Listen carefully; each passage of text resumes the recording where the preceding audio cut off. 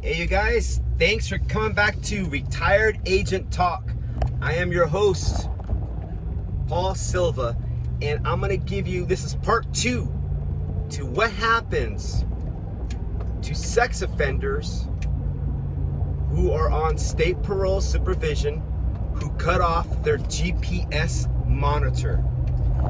Now, part of their parole conditions are that they must be monitored via GPS and state parole. So a little bit about my history. I just retired from the California Department of Corrections after 25 years. I worked 5 years at the state prison as a correctional officer. 6 months out of those 5 years, I worked as a correctional counselor, getting those guys ready to get out on parole, get their paperwork ready. And for the last 20 years, I was a parole agent. I worked all Southern California, including Pasadena area, the Los Angeles area, Van Nuys area, and then I finished off Riverside County, where I supervised sex offenders for the last 5 years. So now I get this question quite often. What happens to these guys who cut off their device? Do they go to jail? Do they go back to prison? What happens? Well, in episode 1, the previous video, I kind of told you a synopsis of what happens, best case scenario. Now, I left off when you get a hold of your supervisor. This is as an agent, of course. And, hey boss, parolee cut off his GPS device. He's at a program in Riverside. I tried to call down there, no answer. So he'd tell you either to roll out, to go investigate, because I've rolled out plenty of times, a lot of times, and the device fell off. They hit it while working, doing some moving around the house, and they're just at the house waiting. And these guys are not mandated to have a phone. So you may not be able to get a hold of them. They might not be charged up, or might be dead, or whatever the case is. That's how come we get paid to go out, roll out, and investigate. Now, Flipcoin, I'm gonna give the flips. It's all about the money, because the department will say overtime is not an issue. It's not an issue, but it is an issue, because when you start creeping up a little bit, and I'm not talking a lot of hours, I'm talking, I think the cap that they wanted was at 19. I don't know why 19. When you start creeping up, they'll ask you, how many hours do you have? I'm like, I guess this guy who raped his own daughter and you cut off his device, you want me to go fix it, do the warrant? Nonetheless, overtime is an issue. Now, I got another backstory on this, but I will get to that later. So, your boss gives you the green light to go investigate, and you find out, boom, I found the device. It's in the front yard. It's cut. Now what? What happens? Then you got 2 options. You have a couple options, but one of the you got to type out this warrant, and it's called an after-hours warrant. So you go back to your computer. You could do it in the field. You can do it back at the office, or you could go back to your residence and do it from there. It doesn't really matter. But now, time of the essence. Get that warrant out ASAP. So now you got to type out this after-hours warrant. What happened? What you did in an attempt to locate the guy, and you submit the warrant to the judge. And then now you got to wait. You got to wait for this judge to answer, and he will email you back signed. And once it's signed, then you forward that copy to everybody. Forward a copy to your boss, forward a copy to the court revocation unit, then you forward a copy to CDCR. It's not headquarters, but it's their they track all the warrants, warrant division. That way, they can input the warrant and suspend his parole effective immediately. And what that does, it sets off a chain of events. Now, if the parolee is walking down the street and he is stopped by police, they run his name. Oh, you got a warrant. Boom. He's in jail. Perfect. Now, if the bosses or the powers that be drag their ass, or no one, they wait till the next day because policy says they might have 24 hours and it can be on a Sunday night. Oh, let's just wait till Monday. What would happen if this parolee is walking down the street, no parole supervision, police stop him, nothing happens because he has no warrant. Police are very busy and they're very understaffed. You can see how many job openings they have right now. So the cop could pull this guy over. Oh, nothing? Psh, okay, go on your way. And now he goes rapes somebody, or he robs a store.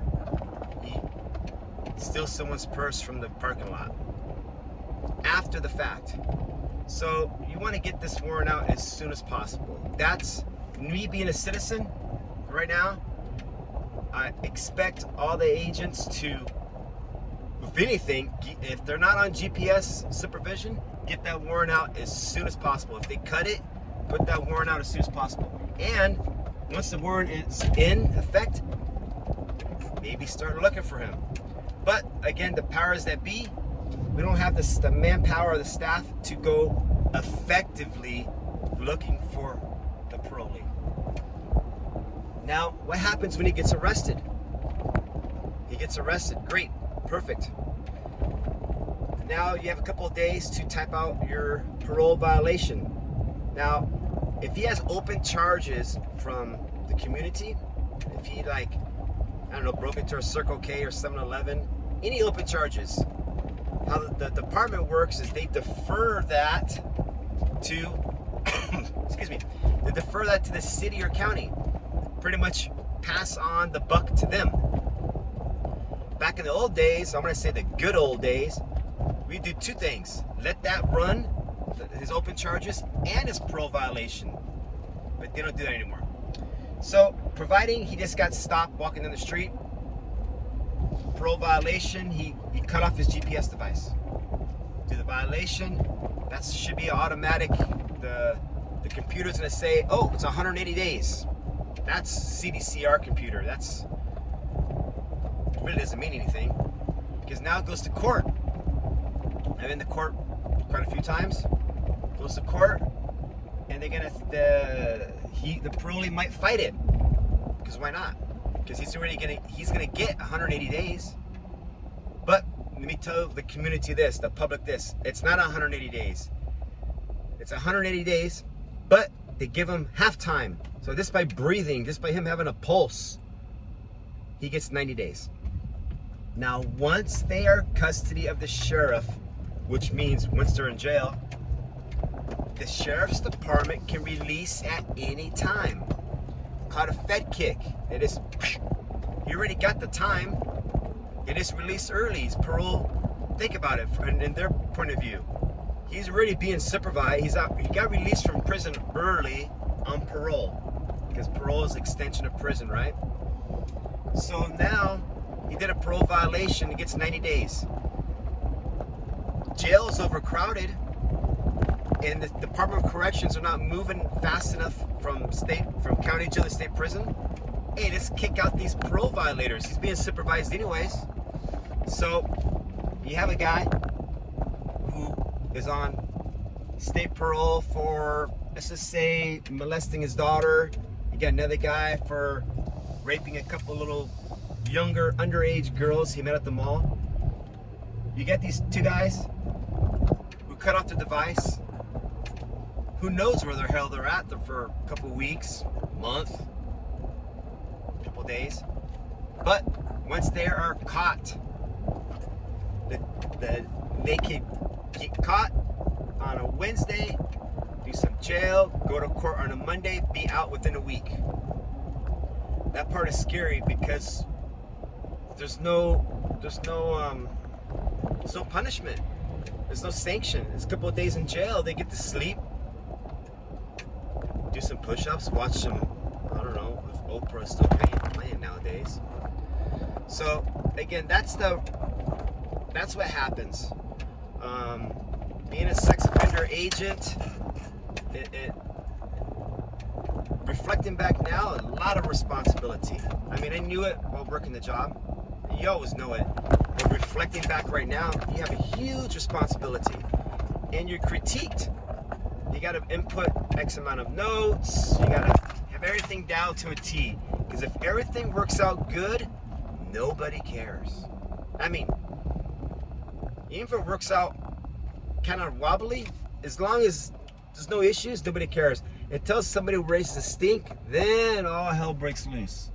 And then they want to maybe write you up for failing to input some notes a few days late. In the big scope of things, does that really matter?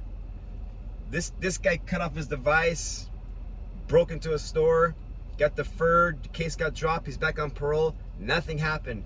But as the agent, they forgot to input a couple of notes, or they didn't get a resource collateral, then they want to light your ass on fire.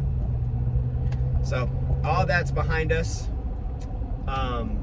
Again, if this type of content you find interesting, if you're a correctional officer looking to come on parole, or you are an existing agent and you're just watching this while you're in the bathroom, if this type of content you find interesting, entertaining, or bullshit, subscribe anyways.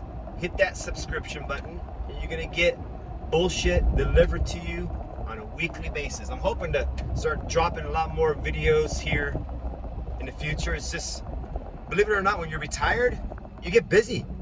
You get busy. So again, you guys have a great day. Stay safe. Don't forget to hit that bell, hit that subscription button, and we talk to you soon. Thanks for watching. Bye.